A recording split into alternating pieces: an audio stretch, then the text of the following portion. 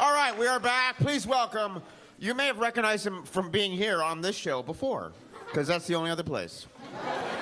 This is the second time he's been on the show. The first time I don't remember as well. So please welcome the very funny. No, I remember. I'm sorry, DC. Please welcome the very funny Mr. DC Benny.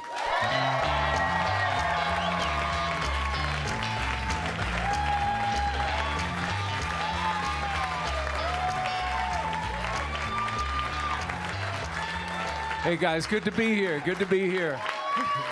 Yeah.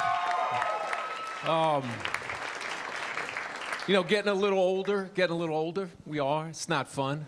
My wife was like, you got to get some young people clothes.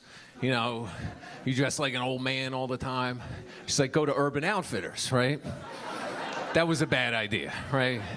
So I walk in, it's sensory overload, if the music comes,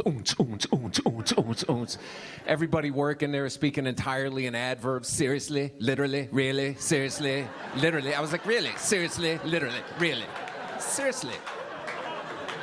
I don't even know what shit is in there anymore. I go to the ironic record section, I see this two-fingered glove thing. I'm like, that could be cool, I could wear that, just hail cabs and give people the fingers and... So I asked the guy, how much is a glove? He's like, it's not a glove, those are skinny jeans. And that's when I knew. I'm too old.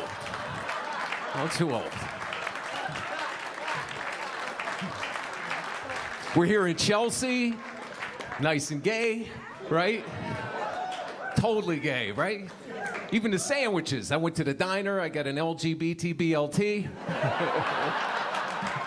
With no trans fat, served by a fat tranny. It was delicious.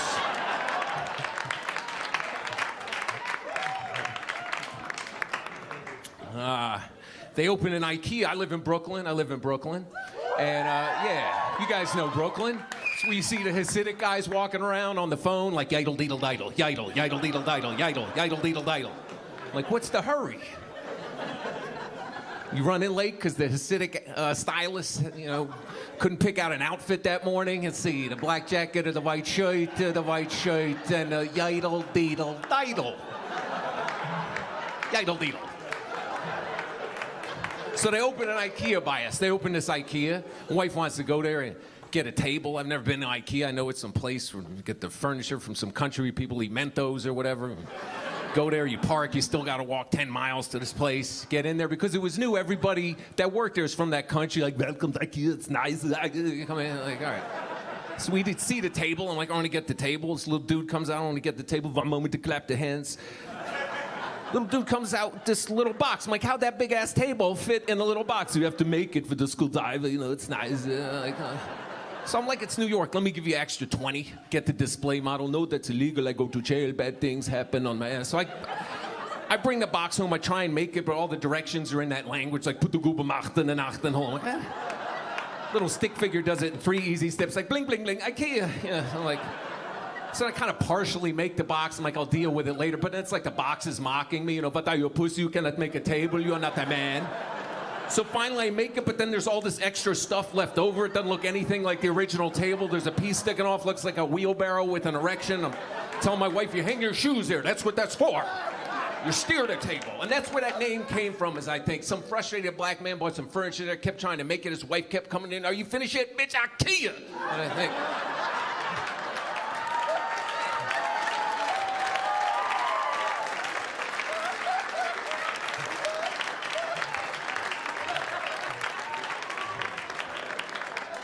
No.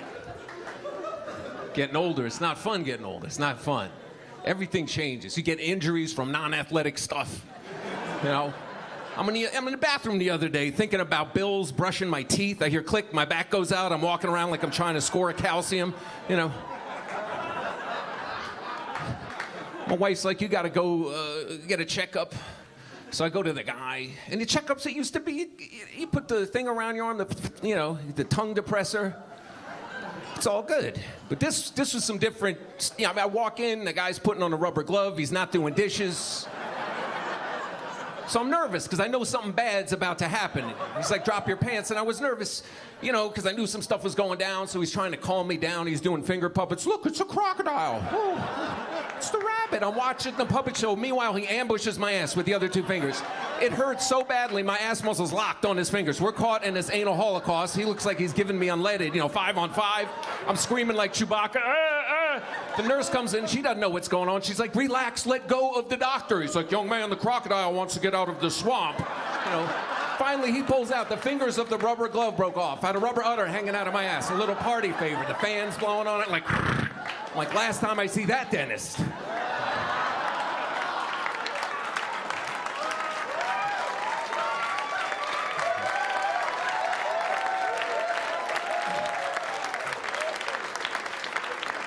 So I did this show Last Comic Standing. It was good. It was a good experience, got to do that. And afterwards, I got to meet with a producer and pitch my TV show, right? But that didn't go very well, because I go meet the guy. It's like in Williamsburg. He's like 20. He's eating kale chips. He's got a beard. I'm like, And he's looking all wise, He's like, tell me your life in 1 sentence. That's your show. I'm like,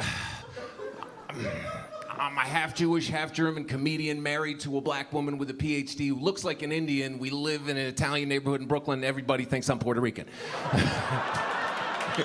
He's like, no, it's been done. So you won't be seeing that.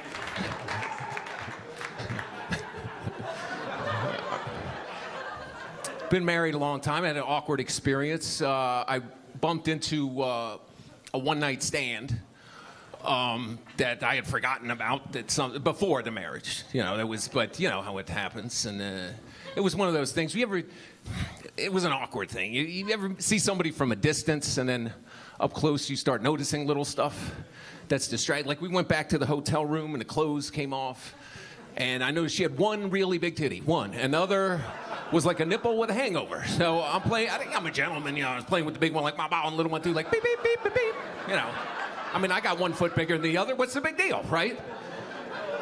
I'm like, it's not going to get worse than this. I look down on her hand. There's no fingers. There's just a thumb. So I'm a gentleman. I'm going to ignore it. But she kept doing stuff. She's like, ooh, it's hot in here. You want something to drink? I'm like, no. I'll just call room service. She's like, no, I'll do it. Boop, boop, boop, boop, boop, boop. She's like, you mind if I smoke? I'm like, how? Then she starts thumbing through this photo album. So we hitchhiked through Europe. This is my mom. She passed away. God bless her.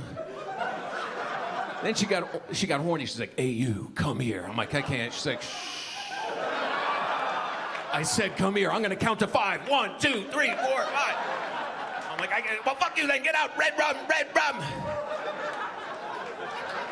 Now she's DJing in the Bronx. A yidle, deedle, diddle.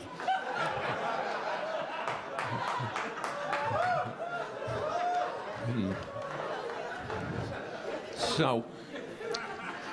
I saw this on the subway. I saw an English guy trying to navigate the subway system in Brooklyn. He got into an argument with the subway token booth clerk. Nobody could make themselves understood. It was a cultural impasse, So excuse me, right, I've got this bicycle. I'd like to bring the bicycle on the tube. Could I bring the bicycle on the tube? And what you gonna do? You gonna take that card, you gonna slide it through the slot. Cheers. Brilliant. I've got a bicycle, though. I'd like to bring the bicycle on the tube. You gonna take that card, you gonna slide it through the slot, the line where the money at, and just, Right, I don't think you've heard my question. I've got a bicycle, the wheels ching-ching. I'd like to bring the bicycle on the tube. Look, I can't understand what you're saying. You need to speak English. Ain't no tube down there, there's a motherfucking train. I'm DC Benny, guys. Thanks a lot. Good to be here.